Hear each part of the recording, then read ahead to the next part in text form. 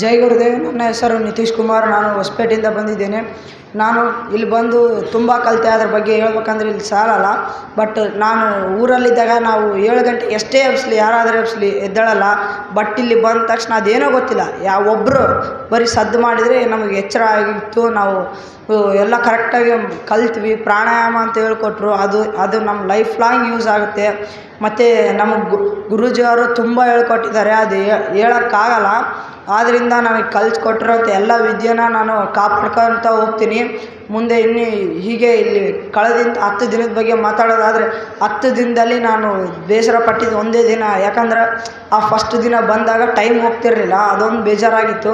But ಹೋಗ್ತಾ time ಹೇಗೆ ಹೋಯ್ತು ಅನ್ನೋದು ಗೊತ್ತಾಗಲಿಲ್ಲ. ಆ ರೇಂಜಿಗೆ ಹೊರಟೋಯ್ತು. ಮೊನ್ನೆ May 7th ನನ್ನ ಬರ್ಡೇ ಇತ್ತು. ಬಟ್ ನನಗೆ ಅದು ವರ್ಸ್ಟ್ ಬರ್ಡೇ ಅನಿಸ್ತಿತ್ತು. ಬಟ್ ಕೆಲವೇ ಕ್ಷಣಗಳು ನಾನು ಅವ್ರ ಜೊತೆ ಡ್ಯಾನ್ಸ್ ಆಡಿದೆ, ಎಲ್ಲ ಕುಣಿದಾಡಿದೆ ನನ್ನ ಫ್ರೆಂಡ್ಸ್ ಜೊತೆ. ಅವಾಗ ನನ್ನ ಅನಿಸಿಕೆನೇ ಬದಲಾಗೋಯ್ತು. This is my best birthday ಅನ್ನಿಸ್ತು. ಹಿಂಗೆ ತುಂಬ ಇಲ್ಲಿ ಕಲ್ತಿದ್ದೀನಿ ನಾನು. ಅದರಲ್ಲೂ ಯಾವ ರೇಂಜಿಗೆ ಡ್ಯಾನ್ಸ್ ಆಡಿದ್ದೀವಿ ಅಂದರೆ ನಮ್ಮ ಧ್ವನಿನೇ ಹೊರಟೋಗೈತೆ. ನೀವು ಕೇಳ್ಬೋದು. ಈಗ ನಾವಿನ್ನೂ ಸೂರ್ಯಾಸ್ತ ನೋಡ್ತೀವಿ. ಯಾಕಂದರೆ ನಮ್ಮ ಕಣ್ಣು ಶಾರ್ಪ್ ಆದರೆ ನಾವು ನಮ್ಮ ಇನ್ನೊಂದು ಕಣ್ಣು ಬೇಗ ಓಪನ್ ಆಗ್ಬೋದಂತ ಸೂರ್ಯಾಸ್ತ ತೋರಿಸಿದ್ರು. ಮತ್ತು ಕ್ಯಾಂಡಲ್ ಥೆರಪಿ ಮಾಡಿಸಿದ್ರು. ಕ್ಯಾಂಡಲ್ ಥೆರಪಿಯಿಂದ ನಾವು ತುಂಬ ಲಾಭಗಳನ್ನ ಪಡ್ಕೊಂಡಿದ್ದೀವಿ. ಇನ್ನು ಪ್ರಾಣಾಯಾಮದ ಬಗ್ಗೆ ಹೇಳೋದಾದರೆ, ನಾವು ಅದನ್ನು ದಿನನಿತ್ಯ ಮಾಡ್ತಾ ಹೋದರೆ ತುಂಬ ವರ್ಷ ಬದುಕ್ಬೋದು. ಮತ್ತು ಇನ್ನು ನಮ್ಗೆ ಯಾವುದೇ ಥರದ ಆರೋಗ್ಯ, ತಲೆನೋವು ಏನೂ ಬರೋಲ್ಲ. ಅದಲ್ಲದೆ ನಮ್ಮ ತಂದೆ ತಾಯಿ ಬಗ್ಗೆ ಎಷ್ಟು ಚೆನ್ನಾಗಿ ಹೇಳಿದ್ದಾರೆ ಅಂದರೆ, ಇನ್ನೊಂದು ಸಲ ನಾವು ಮನೆಗೆ ಹೋದ್ಮೇಲೆ ಮೊದಲು ಅವ್ರ ಕಾಲಿಗೆ ಬಿದ್ದು ನಮಸ್ಕಾರ ಹೇಳಿ ನಾವು ಸಾರಿ ಕೇಳಬೇಕು ಅನ್ಕೊತೀನಿ. ಯಾಕಂದರೆ ನಾನು ಅವ್ರಿಗೆ ತುಂಬ ಬೈದಿರ್ಬೋದು, ಏನೋ ಎದುರು ಮಾತಾಡಿರ್ಬೋದು. ಎಲ್ಲವಕ್ಕೂ ನಾನು ಇವತ್ತೇ ಬ್ರೇಕ್ ಹಾಕಿ ಇಲ್ಲಿಂದ ಹೊಸ ಲೈಫ್ ಸ್ಟಾರ್ಟ್ ಮಾಡ್ತಿದ್ದೀನಿ.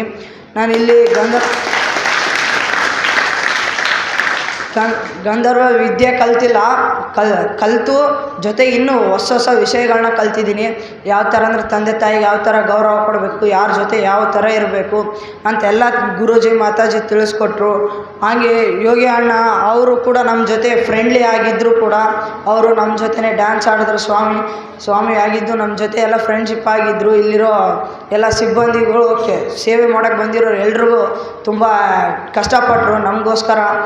ಅವರು ಬೇಗ ಎದ್ದು ಎಬ್ಬಿಸ್ತಾರೆ ಮತ್ತು ಎಲ್ಲ ತುಂಬ ಕಷ್ಟಪಟ್ಟರೆ. ಹಾಗೆ ನನ್ನ ಫ್ರೆಂಡ್ಸ್ ಬಗ್ಗೆ ಮಾತಾಡೋದಾದರೆ, ಫ್ರೆಂಡ್ ಸರ್ಕಲ್ ಮಾತ್ರ ತುಂಬ ಚೆನ್ನಾಗಿತ್ತು. ನಾನು ಅದ್ರ ಬಗ್ಗೆ ಹೇಳ್ಬೇಕಂದ್ರೆ ಆಗಲ್ಲ. ಆದರೂ ಒಂದು ಮಾತಲ್ಲಿ ಹೇಳ್ಬೇಕಂದ್ರೆ, friends is best for ever. ಈ 10 ದಿನದಲ್ಲಿ ನನಗೆ 10 ವರ್ಷದ ಫ್ರೆಂಡ್ಸ್ ಫೀಲ್ ಬರ್ತಾಯಿದೆ. ಅಂದರೆ ಈಗ ಸ್ವಲ್ಪ ಬೇಜಾರಾಗ್ತಾಯಿದೆ, ಫ್ರೆಂಡ್ಸು ದೂರ ಆಗ್ತಿದ್ದೀವಿ ಅಂತ. ಬಟ್ ಆದರೂ ನಮಗೊಂದು ಖುಷಿ ಇದೆ. ಅಪ್ಪ ಅಮ್ಮನ ಬಗ್ಗೆ ಚೆನ್ನಾಗಿ ತಿಳ್ಕೊಂಡೆ ಅನ್ನೋದು ನನಗೆ ತುಂಬ ಖುಷಿ ಆಗ್ತಾಯಿದೆ. ಜೈ ಗುರುದೇವ್.